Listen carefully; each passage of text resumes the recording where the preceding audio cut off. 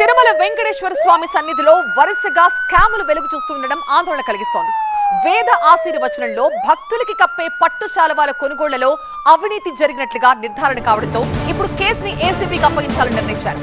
మొత్తం వ్యవహారం కొన్నేళ్లుగా సాగుతుందన్న ఆరోపణల నేపథ్యంలో టీటీడీ దీన్ని చాలా సీరియస్ గా తీసుకుంది.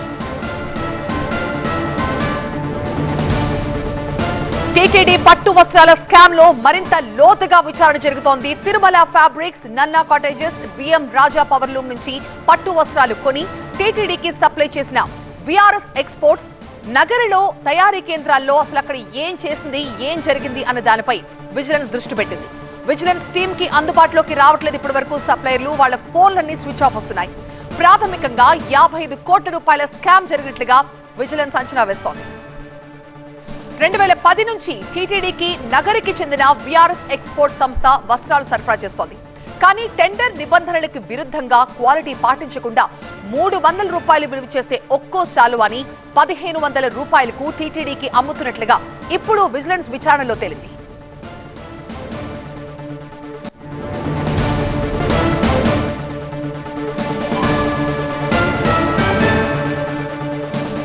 టీటీడీ పట్టు వస్త్రాల స్కామ్ లో ఇంటి దొంగల పాత్రపై కూడా నిఘా వేశారు. 15,000 శాలువాల సరఫరాలో అక్రమాలు బయటపడటంతో ఇప్పుడు టెండర్లు రద్దు చేశారు. పట్టు వస్త్రాల క్వాలిటీపై అనుమానం వచ్చాక స్టాక్ ని కాంచీపురం ల్యాబ్ కి పంపినప్పుడు ఒరిజినల్ పట్టు అంటూ రిపోర్ట్ వచ్చింది. కాంచీపురం రిపోర్ట్ కి భిన్నంగా ధర్మవరం, బెంగళూరు సిల్క్ బోర్డు రిపోర్ట్లు వచ్చాయి. అది పట్టు కాదు, పాలిస్టర్ అంటూ షాకింగ్ నివేదికలు వెలువడ్డాయి. అక్రమాలకు బాధ్యులైన వారిపై చర్యలకు సిద్ధమవుతోంది విజిలెన్స్ టీం. కేసు ఏసీబీకి అప్పగించాలని టీటీడీ నిర్ణయించింది.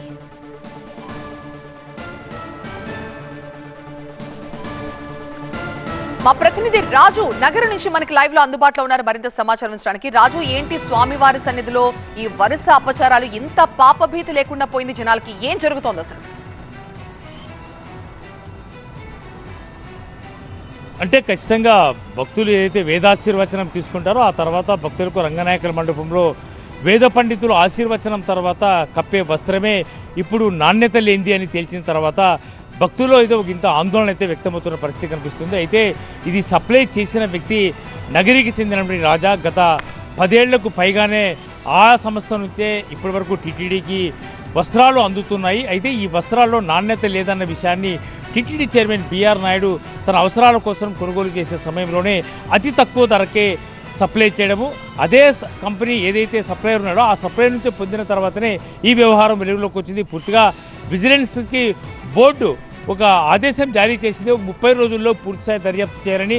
ఆ 30 రోజుల్లో ఇచ్చిన దర్యాప్తులో అనేక వాస్తవాలు బయటపెట్టే ప్రయత్నం అయితే విజిలెన్స్ నివేదిక చేసింది. ఈ నివేదికలో చాలా స్పష్టంగా ఏదైతే సెంట్రల్ సిల్క్ బోర్డు సంబంధించినటువంటి ధర్మవరం అట్లాగే బెంగళూరులో ఉన్నటువంటి సెంటర్స్కి నాణ్యత కోసము పరిశీలిస్తే అసలు ఇందులో పట్టు లేదు అని తెలిసింది. కేవలము పాలిస్టర్ మాత్రమే ఉందని తేల్చిన తర్వాతనే షాకింగ్కు గురైనటువంటి పరిస్థితి కనిపిస్తుంది. అయితే ఇదే సంస్థకు సెంట్రల్ సిల్క్ బోర్డు సంబంధించిన సంస్థ కాంచీపురంలో ఉంది. అక్కడ మాత్రము ఇది ఓకే చేశారంటే ఖచ్చితంగా నాణ్యత లేని విషయాన్ని ఒక రకంగా పరిశీలిస్తే, మరోవైపు అక్కడ ల్యాబ్లో ఎవరినైనా మేనేజ్ చేసి టీటీడీ ఉద్యోగుల పాత్ర ఇందులో ఏమైనా ఉందా, అసలు పూర్తిగా సప్లయర్స్కి ఎవరైతే పర్చేజ్ కమిటీలో ఏదైతే మనకు కొనుగోలుకు సంబంధించి విభాగం ఉంటుందో టీటీడీలో ఆ విభాగానికి సంబంధించిన అధికారుల పాత్ర ఏమైనా ఉందా అన్న కోణంలో మాత్రము ఇప్పుడు దర్యాప్తు అయితే కొనసాగుతున్న నేపథ్యంలో ఇప్పటికే సిబిఎండ్ఎస్ఓ ద్వారా టీటీడీ ప్రభుత్వానికి ఒక లేఖ రాసింది. ఏసీబీ ద్వారా పూర్తిగా 55 కోట్ల రూపాయలు విలువ చేసే స్కామ్లో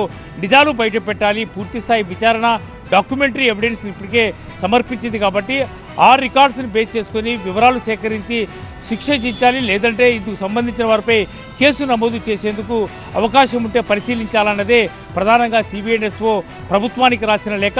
ఈ లేఖ అందుకున్న ఏసీబీ ఇప్పటి వరకు కూడా దీనిపై ఆరా తీయకపోయినా టీటీడీ విజిలెన్స్ మాత్రం పూర్తిగా ఫోకస్ చేసింది. ఒకటి, కొనుగోలులో జరిగిన అవినీతితో పాటు తర్వాత ఏదైతే టీటీడీకి పట్టుకాని వస్త్రాలు వస్తే పట్టేలేని వస్త్రాల్లో పాలిస్టర్ ఉంటే ఏ రకంగా వీళ్ళు కొనుగోలు చేశారు అన్న దానిపై ప్రొక్యూర్మెంట్కి సంబంధించి విభాగంపై అధికారుల పాత్రను కూడా బయటపెట్టే ప్రయత్నం అయితే టీటీడీ విజిలెన్స్ చేయబోతోంది. అయితే ఇప్పటి వరకు కూడా మనం రాజా ఎక్కడున్నాడు, రాజా సప్లయర్గా ఈ అవినీతికి పాల్పడి ఉంటే ఎంతమంది పాత్ర దీని వెనుక ఉంది, కొనుగోలుకు ఎవరైనా టీటీడీలో అధికారులు సహకరించారా, ఎవరికి ఎంత మేర వాటాలు అందాయనే దానిపై మనం తెలుసుకునే ప్రయత్నంలో భాగంగానే రాజా మీడియా ముందుకు రావడము, లేదంటే రాజా ఏదైనా వివరాలు వెల్లడిస్తే మాత్రం తెలిసే అవకాశం లేదు. అయితే ఏసీబీ మాత్రము చాలా క్షుణ్ణంగా పరిశీలించి మరో పరకమని లేదంటే మరో టీటీడీ నెయ్యి తులాభారం లాంటి కేసుల ద్వారానే మరో కేసుని వస్త్రాలకు సంబంధించిన స్కామ్ని బయటపెట్టే అవకాశం ఉన్నట్టుగా ఇప్పటి వరకు మనకు ఉన్నటువంటి సమాచారం. రైట్ రాజు.